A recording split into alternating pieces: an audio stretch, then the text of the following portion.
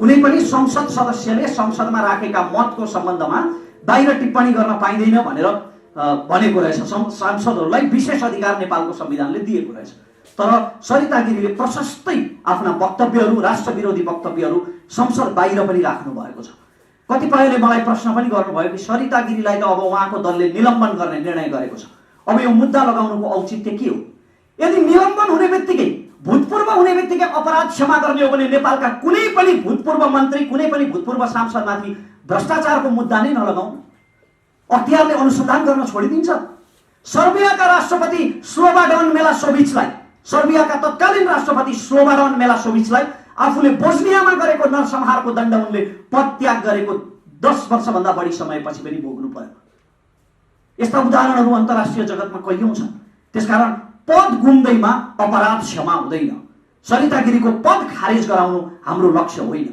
हाम्रो लक्ष्य चाहिँ के हो भने उहाँलाई नेपालको कानुनी कठघरामा उभिएर उहाँले आफ्नो पदको मर्यादा र कर्तव्य मिचेर आफैले यो मातृभूमिको नुन खाएर परचक्रीको गुण गाएकोमा नेपालको कानुन बमोजिमको दण्ड उहाँले कानुनी कठघरामा उभिएर भोग्नै पर्छ।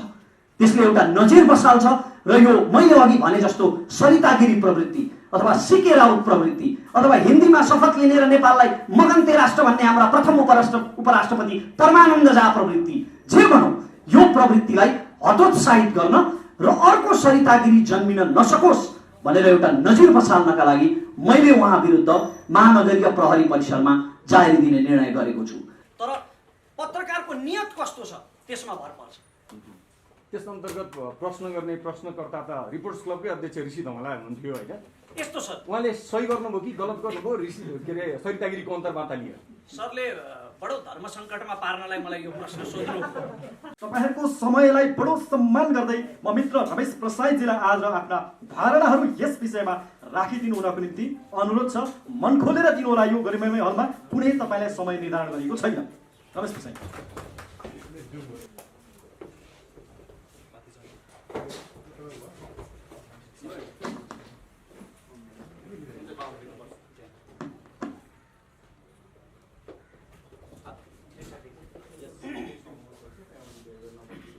धेरै धेरै धन्यवाद मित्र जीवनजी। उपस्थित सम्पूर्ण अग्रज पत्रकार महानुभावहरूमा मेरो एकमुष्ट अभिवादन, सबैलाई न्यानो नमस्कार। आज यहाँहरूको यो उपस्थितिले साँच्चीकै यो गरिमामय हलमा यहाँहरूको यो उपस्थितिले हाम्रो यो जुन काम हामीले अहिले गरिरहेका छौँ यसको ऊर्जामा असाध्यै धेरै वृद्धि भएको छ। म त्यो कामको बारेमा पनि यहाँहरूलाई जानकारी गराउनेछु र त्यही शुभ समाचार सुनाउनको लागि नै आजको पत्रकार सम्मेलन हो। धरानबाट लकडाउनको समयमा हामी असाध्यै दुःख साथ काठमाडौँ आइपुग्यौँ।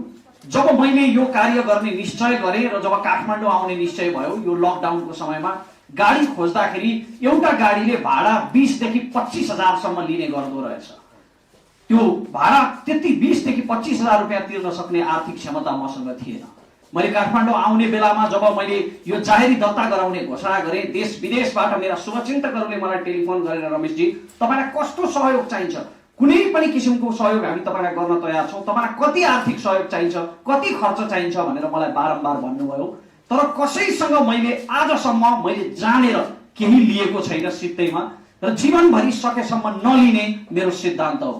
त्यसकारण मैले उहाँहरूलाई भने कि मलाई कुनै पनि आर्थिक सहयोगको आवश्यकता छैन, यो मेरो दायित्व हो, यो मेरो कर्तव्य म पुरा गर्न जाँदैछु। त्यसकारणले यो मैले र मेरो परिवारले आफै व्यवस्थापन गर्नुपर्छ भनेर मैले भने।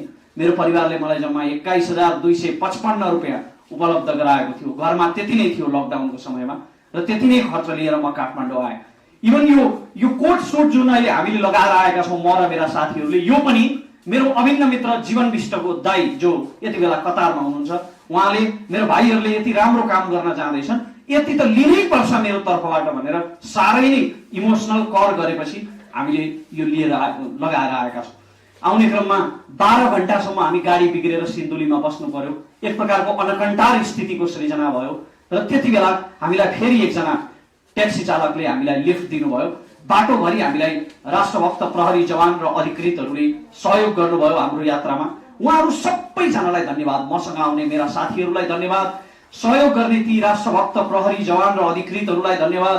अनि त्यो गाडी उपलब्ध गराउने दाता उहाँ शुभचिन्तक र त्यो हामीलाई लिफ्ट दिने उहाँ ट्याक्सी चालकलाई पनि धेरै धेरै धन्यवाद। यहाँहरूलाई पनि धेरै धेरै धन्यवाद। यहाँहरू फरक फरक मिडियाबाट आज हाम्रा विचारहरूलाई सम्प्रेषण गर्न यहाँ आउनुभएको छ। मेरो तर्फबाट मात्र नभइकन विश्वभरि रहेका राष्ट्रभक्त नेपालीहरूको तर्फबाट म यहाँहरूलाई धन्यवाद दिन चाहन्छु, किनकि हामीले जुन जाहेरी हिजो महानगरीय प्रहरी परिसर टेकुमा दर्ता गराएका छौँ त्यो रमेश प्रसाईले दर्ता गराएको जाहेरी होइन, त्यो रमेश प्रसाईले मात्र दर्ता गराएको मुद्दा होइन, त्यो मुद्दा नेपालका सम्पूर्ण राष्ट्रभक्त नेपालीहरूले दर्ता गराएको मुद्दा हो र त्यसको प्रतिनिधि पात्र मात्रै रमेश प्रसाई हो। मैले प्रतिनिधित्व मात्रै गरेको हो। मित्र जीवनजीले अघि भन्दै हुनुहुन्थ्यो 18 घण्टासम्म काम गरेर प्रतिदिन 2 जनाले ज्यान गुमाएर कोरोनाको कहरले सोत्तर बनेका ठाउँहरूमा आफ्नो आमा सम्झिँदै अलाप बिलाप गर्दै पठाएको रिमिटेन्स, रगत पसिना काटेर ती नागरिकहरूले पठाएको रिमिटेन्सबाट तलब भत्ता खाने एकजना सांसद जसले देशको प्रतिनिधित्व गर्नुपर्ने हो, राष्ट्रिय र अन्तर्राष्ट्रिय स्तरमा देशको प्रतिनिधित्व गर्नुपर्ने, देशका विचारहरूलाई पुर्याउनु पर्ने, देशको नीति निर्माण गर्नुपर्ने गरिमामय पदमा सांसद जस्तो गरिमामय पदमा बसेको व्यक्तिले देश विरुद्ध अर्को राष्ट्रको पक्षमा, छिमेकी राष्ट्रको पक्षमा देशको नीति विरुद्ध र राष्ट्रियता विरुद्ध टिप्पणी गर्ने यो कुनै नेपाली नागरिकलाई सह्य हुनै सक्दैन। समग्रमा हामीले माननीय सभासद सरिता गिरी जो अहिले जनता समाजवादी पार्टीको प्रतिनिधित्व गर्नुहुन्छ, उहाँ सरिता गिरी सभासदज्यू विरुद्ध एउटा नागरिकको स्तरबाट मैले महानगरीय प्रहरी परिसर टेकुमा राज्य विरुद्धको कसुरको जाहेरी दर्ता गरेको छु। राजद्रोहको उजुरी मैले दर्ता गरेको छु र त्यो जाहेरी प्रहरी कार्यालयमा दर्ता भएको छ। उहाँले एउटा सांसद जस्तो गरिमामय पदमा बसेर सरकारले ऐतिहासिक रूपमा देशको गुमेको भूगोललाई समेटेर नक्सा सार्वजनिक गरिसकेको परिप्रेक्ष्यमा यदि नक्सा सार्वजनिक नगरिएको भए त्यहाँ कुनै एकाडेमिक छलफल गर्न सकिन्थ्यो, बहस गर्न सकिन्थ्यो, तर सरकारले नक्सा सार्वजनिक गरिसकेको परिप्रेक्ष्यमा ऐतिहासिक तथ्य र प्रमाणको आधारमा लिपुलेख, कालापानी र लिम्पियाधुरा हाम्रो भूगोल हो भनेर पुष्टि भइसकेको अवस्थामा संसदबाट समेत त्यो निर्णय अनुमोदन भएर संविधानको निशान छाप समेत सच्याएर संविधानको निशान छापमा समेत ती गुमेका ठाउँहरू कालापानी, लिपुलेख र लिम्पियाधुरालाई समावेश गरिसकेको परिप्रेक्ष्यमा उहाँले यो भूगोल नेपालको होइन, लिपुलेख, कालापानी र लिम्पियाधुरा नेपालको हो भन्ने कुनै प्रमाण छैन। अझ उहाँले यहाँसम्म भन्नुभएको छ कि यदि यो भूगोल नेपालको हो भने पनि अन्तर्राष्ट्रिय कानुन अनुसार 20 वर्ष भारतले उपभोग गरेपछि भारतकै हुन्छ भन्नुभयो। यसरी भड्काउने, द्वेष फैलाउने, गलत समाचार सम्प्रेषण गर्ने एउटा सांसद जस्तो जिम्मेवार व्यक्तिले उहाँले पटक पटक हिन्दी मधेसीको जिनमा छ भन्नुभएको छ। हामीले मुख्य गरी यहाँ 3वटा विषयहरू उठाएका छौँ। एउटा, राष्ट्रले पारित गरिसकेको नक्सामा भएका विषयहरू, ती भूमिहरू यो देशका होइनन् भनेर उहाँले राष्ट्रियता विरुद्ध राष्ट्रघाती किसिमको टिप्पणी गर्नुभएको छ। अर्को, उहाँले हिन्दी मधेसको जिनमा छ, मधेसको डिएनएमा छ भन्नुभयो। नेपालको सरकारी कामकाजको भाषा नेपाली भनेर संविधानमा स्पष्ट उल्लेख हुँदाहुँदै पनि उहाँले मधेस र पहाडमा विभाजन ल्याउने गरी नेपालको जिनमा नेपाल छ, नेपाली भाषा छ र मधेसको जिनमा हिन्दी भाषा छ भनेर राष्ट्रमा विभाजन गराउने खालको टिप्पणी उहाँले गर्नुभएको छ। अर्को कुरा उहाँले के भन्नुभयो भने सार्वजनिक अन्तर्वार्ताहरूमा कि मलाई जोसुकैले जासुस भने पनि राष्ट्रघाती भने पनि केही फरक पर्दैन भनेर उहाँले बारम्बार उहाँले गरिरहेका यी टिप्पणीहरू हेर्दा यस्तो लाग्छ कि नेपालको संसदमा, हाम्रो संसदमा हामीले छानेर पठाएको, नेपाली नागरिकले छानेर पठाएको प्रतिनिधिको शरीर उपस्थित छ, तर त्यही प्रतिनिधिको आवाजमा चाहिँ भारत बोल्दैछ।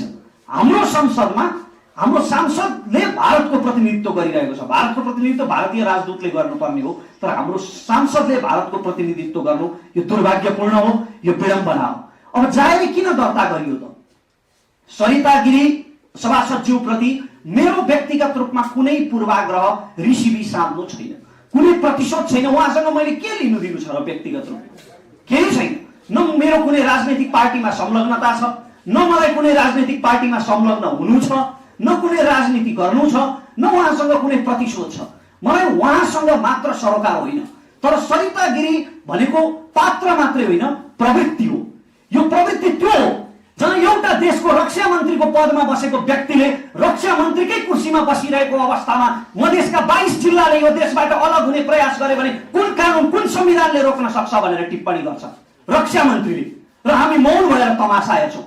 एउटा उपराष्ट्रपतिले हिन्दी भाषामा शपथ लिन्छ, समाचारमा सुन्दा विदेशीहरूले सोध्छन् होला सायद नेपाल कश्मीर र दार्जिलिङ जस्तै भारतको संरक्षित राज्य हुनुपर्छ, र हामी चुप लागेर बस्छौँ, मौन धारण गर्छौँ। एउटा देशद्रोहीले खुलेआम नक्कली जनमत संग्रह गराउँछ, नेपालबाट मधेस अलग हुनुपर्छ भनेर खुलेआम नक्कली जनमत संग्रह गराउँछ, बारम्बार नेपाल आमालाई जुकासँग तुलना गर्छ, तर त्यो देशद्रोहीलाई विद्वानको ट्याग दिएर हिरासतबाट रिहा गरिन्छ। त्यति बेला पनि हामी मौन धारण गर्छौँ। कहिलेसम्म मौन धारण गर्ने? यसरी मौन धारण गर्दा गर्दै आज एकजना सरिता गिरीको कारणले यति धेरै नेपालीहरूको मनमा चोट लागेको छ, उहाँका राष्ट्रविरोधी वक्तव्यहरूको कारणले यति धेरै नेपालीहरूको हृदयमा चोट लागेको छ। यदि यसरी नै हामीले मौन धारण गरिरहने हो भने त यो सरिता गिरी प्रवृत्तिको कुनै दिन हाम्रो संसदमा बहुमत नपुग्ला भनेर भन्न सकिन्छ?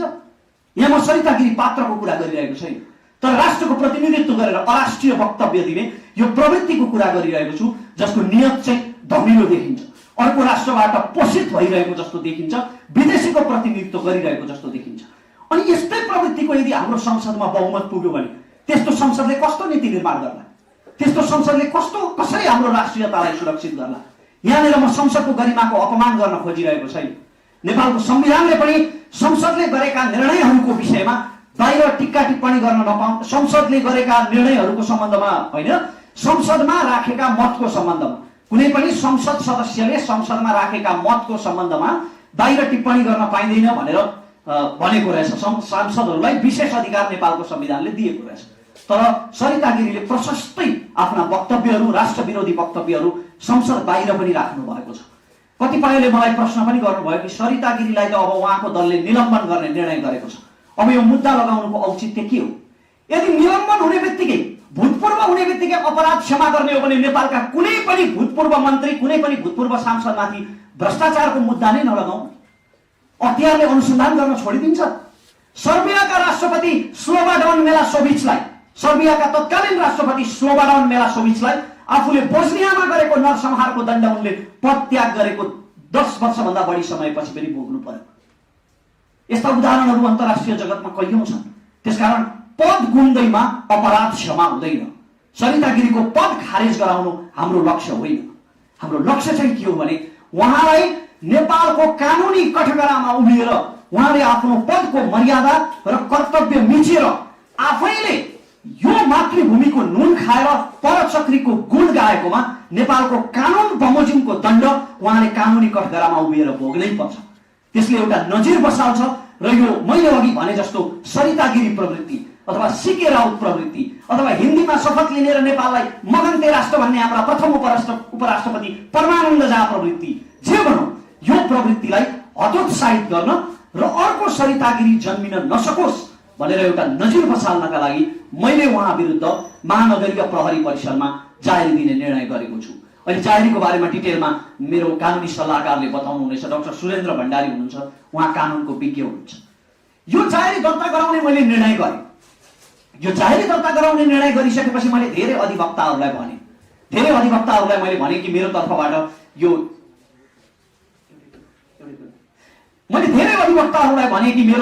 यो मुद्दामा बहस गरिदिनुहोस्, पैरवी गरिदिनुहोस्, मलाई कानुनी रूपमा सहयोग गर्नुहोस् भनेर। तर उहाँहरूले कतिपयले त चासै देखाउनु भएन। जसले चासो देखाउनु भयो उहाँहरूले पनि भन्नुभयो अलिअलि त मिलाउनु पर्छ रमेशजी, हाम्रो पनि घर चल्नुपर्छ। यहाँ राष्ट्र चल्नुभन्दा घर चल्नु ठुलो छ मान्छे। तपाईँ हामीले सामाजिक सञ्जालहरूमा एकैछिन राष्ट्रियता विरोधी त्यस्ता वक्तव्यहरू हेर्दा हाम्रो मुटु दुख्छ, मन दुख्छ, हामीलाई आक्रोश उत्पन्न हुन्छ। तर त्यो आक्रोश अर्को च्यानल लगाउने बित्तिकै शान्त, घर गृहस्थी चलेकै छ, चुलो बलेकै छ। तर जब मैले डाक्टर सुरेन्द्र भण्डारीलाई यो विषयमा मैले अनुरोध गरेँ, उहाँले सहर्ष रूपमा यसलाई स्वीकार गर्नुभयो र मेरो आर्थिक अवस्थालाई बुझेर होला सुरेन्द्र सरले मेरो तर्फबाट यो मुद्दा निशुल्क रूपमा लडिदिने वचन दिनुभएको छ। सुरेन्द्र सरलाई म धेरै धेरै धन्यवाद दिन चाहन्छु, किनकि यो मैले अघि पनि भने यो रमेश प्रसाईको मात्र मुद्दा होइन, यो सम्पूर्ण नेपाली राष्ट्रभक्तहरूले लडिरहेको मुद्दा हो। र हामीले हिजो जाहेरी दर्ता गराउँदा नेपाल प्रहरीबाट असाध्यै सकारात्मक प्रतिक्रिया सहित यो जाहेरी स्वीकृत भएको छ। यो कहाँ पुग्छ थाहा छैन। यो जाहेरीले के परिणाम दिन्छ त्यो मलाई थाहा छैन। मलाई नेपाल प्रहरीको व्यावसायिकता र प्रतिबद्धतामाथि विश्वास छ अझै पनि।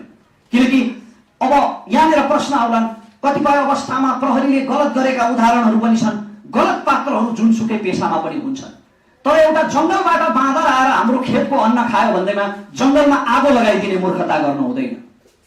जङ्गल बचाउनुपर्छ, त्यसरी नै सिस्टम पनि बचाउनुपर्छ।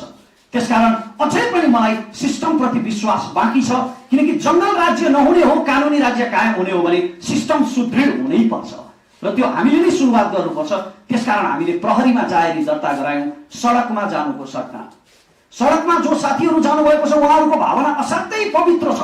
उहाँहरू असाध्यै पवित्र राष्ट्रभक्तिको भावना लिएर जानुभएको छ। उहाँहरूको त्यो अभियानलाई पनि सलाम छ, नमन छ। तर हामीले चाहिँ यो बाटो रोज्यौँ, हामीले कानुनी बाटो रोज्ने निर्णय गर्यौँ ताकि कानुनी रूपमै सरिता गिरीलाई दण्डित गरेर एउटा नजिर बसाल्न सकियोस्।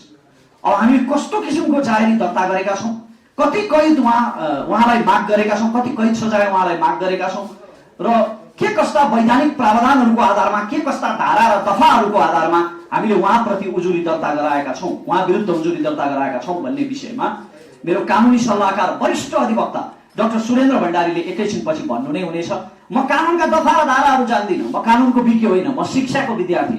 तर म यति जान्दछु कि एउटा देशको सांसद जस्तो गरिमामय पदमा बसेर गरिब निमुखा नागरिकहरूले 18 घण्टा मेहनत गरेर पठाएको करको तलब खाएर देश विरुद्ध बोल्न चाहिँ पाइँदैन।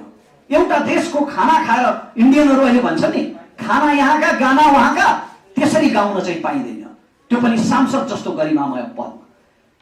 म यति मात्र जान्दछु र उहाँ विरुद्ध प्रशस्त प्रमाणहरू छन्। उहाँले दिएका अन्तर्वार्ताहरू, फेसबुक र युट्युबमा उहाँले राखेका स्ट्याटसहरू, अन्तर्वार्ताहरू उहाँका छरपष्ट छँदैछन्। मलाई अझै पनि आशा छ कि नेपाल प्रहरीले कानुन बमोजिम अनुसन्धान गरेर हाम्रो जाहेरी उप विशेष कारबाही गर्नेछ र एउटा नजिर बसाल्न सघाउनेछ। म यति मात्र भन्न चाहन्छु। यहाँहरू सबैको साथ समर्थनको लागि धेरै धेरै धन्यवाद।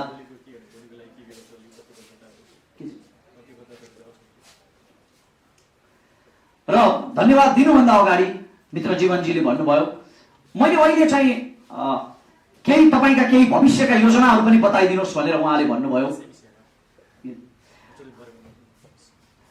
यो विषयमा हामीले अहिले जाहेरी दर्ता गराएका छौँ र मैले अघि पनि भने प्रहरी प्रशासनमाथि अझै पनि विश्वास बाँकी नै छ।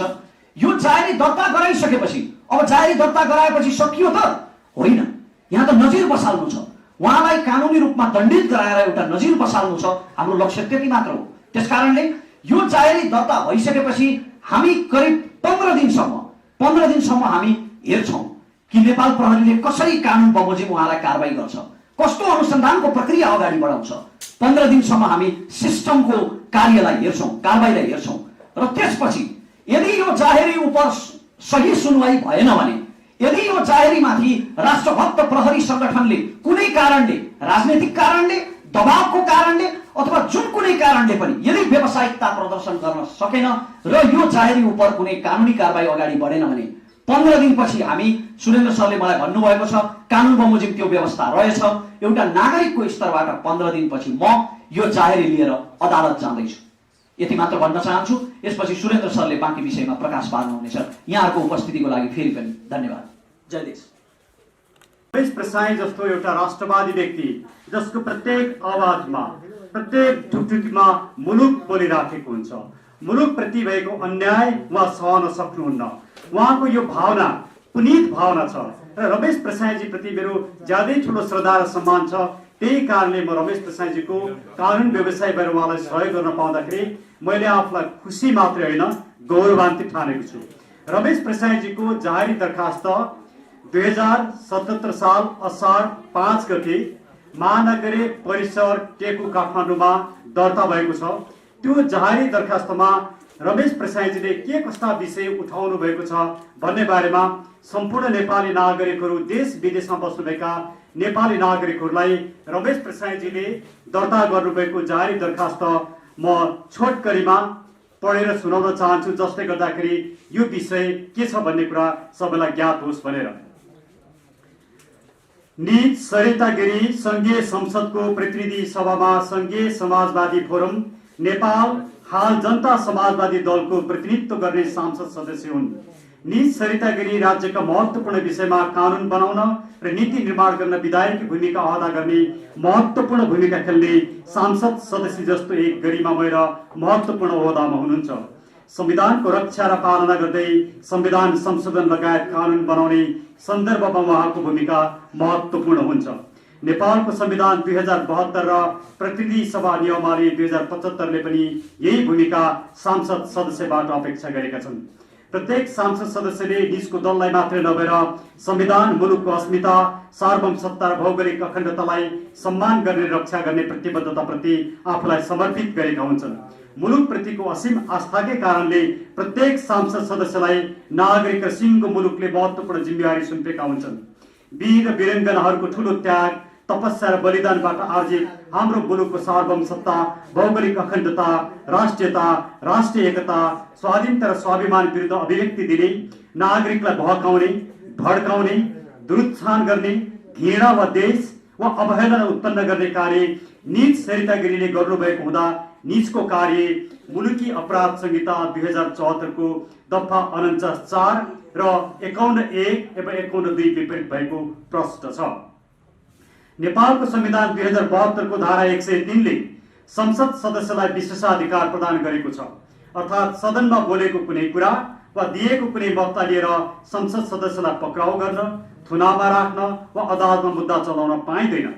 तर यो विशेषाधिकार संसद बाहिर गरिएका कार्य, क्रियाकलाप र अभिव्यक्ति सम्बन्धमा लागू हुँदैन। उक्त धारा 103(6) अन्तर्गत सांसद सदस्यले कुनै अपराध गरेको अवस्थामा त्यस्तो व्यक्तिलाई गिरफ्तार गरी फौजदारी कसुरमा कार्यवाही गर्न पाइने प्रष्ट व्यवस्था गरेको छ। तसर्थ निज सरिता गिरीले गर्नुभएको कार्य अर्थात् प्रष्ट रूपमा राज्य विरुद्धको कसुर भएको हुँदा निज सरिता गिरीलाई कानुन बमोजिम पक्राउ गरी कार्यवाही गरी हदैसम्म सजाय गरी पाउन्। निज सरिता गिरीले नेपालको विरुद्धमा गर्नुभएका 3 कार्यहरू जुन अघि रमेशजीले भन्नुभयो, आपत्तिजनक मात्रै नभई राज्य विरुद्धको कसुर समेत रहेका छन्। पहिलो, नेपालको संविधानको धारा 7 ले देवनागरी लिपिमा लेखिने नेपाली भाषा नेपालको सरकारी कामकाजको भाषा हुनेछ भनी प्रष्ट रूपमा व्यवस्था गरेको छ। अर्थात् संघीय संसद, प्रतिनिधि सभा राज्यका 3 प्रमुख अङ्ग मध्येको एक अङ्ग भएको हुँदा प्रतिनिधि सभामा बोलिने भाषा पनि नेपाली भाषा नै हो भनी संविधानले प्रष्ट पारेको अवस्थामा सो विपरीत निज सरिता गिरीले संसदमा हिन्दी भाषा बोल्नु भएको सम्मलाई संविधानको धारा 103 को संरक्षण प्राप्त हुन्छ। तर मिडियामा आई संसदमा आफूले भाषा नै नबोल्ने, संसदमा आफूले हिन्दी भाषा नै बोल्ने, संविधानले हिन्दी भाषा संसदमा बोल्न प्रतिबन्ध लगाएको छैन भनी कुतर्क गर्ने, मधेस र पहाडमा बसोबास गर्ने समुदायका बीचमा रहेको सुसम्बन्धमा खलल पार्नका लागि हिन्दी मधेसको जिनमा छ, नेपालीहरूको जिनमा नेपाली छ, मधेस हो, मधेस फरक छ भनी गम्भीर एवं आपत्तिजनक रूपमा अभिव्यक्ति दिने र सोका आधारमा आम नेपाली नागरिकहरूका बीचमा भ्रम सृजना गरी नेपालीहरूका बीचमा घृणा, देश फैलाई नेपाली भाषालाई अपहरित गर्ने समेतको कार्य गर्नुभएबाट र आफूले संसदमा किन नेपालीमा बोल्ने त्यो सम्भव छैन भनी जिकिरले नेपाली भाषा र नेपाली प्रति नै अपमान गरेको हुँदा यस्ता गतिविधिलाई सहेर बस्ने, कानको दायरामा नल्याउने र अनुत्तरदायी ढङ्गले समाजलाई तहस नहस पार्न दिने हो भने हाम्रो सिङ्गो सभ्यता र अस्मिता नै धरापमा पर्ने खतरा हुने भएकोले यस्ता क्रियाकलाप निन्दनीय मात्र नभई आपराधिक समेत भएको हुँदा निज सरिता गिरीलाई कानुनको दायरामा ल्याई कारबाही गरी पाऊँ। निजको कार्य मुलुकी अपराध संहिता 2074 को दफा 49(4) र 51(2) एवं 2 विपरीत भई राज्य विरुद्धको कसुर भएको हुँदा दफा 49(5) ग बमोजिम निज सरिता गिरीलाई 5 वर्ष कैदको सजाय गरी पाऊँ। दोस्रो, लिपुले कालापानी र लिम्पियाधुरा नेपालको भन्ने बारेमा ऐतिहासिक तथ्य र प्रमाण हुँदाहुँदै पनि सिङ्गो मुलुक र नागरिकहरूको भावना, आस्था एवं भौगोलिक अखण्डता विपरीत निज सरिता गिरी उक्त भूभाग नेपालको होइन भनी मिडियामा अन्तर्वार्ता दिने र सो अन्तर्वार्तालाई सामाजिक सञ्जाल मार्फत प्रचार प्रसार गरी नेपाललाई नै होच्याउने, घृणा वा देश फैलाउने र नेपालको स्वाभिमान उप अपमान गर्ने जस्ता कार्य गर्नुभएको हुँदा निजको कार्य अपराध जन्य छ र क्षम्य हुन सक्दैन। तेस्रो, कसैले मलाई जासुस भने भनिराखोस्, मलाई फरक पर्दैन।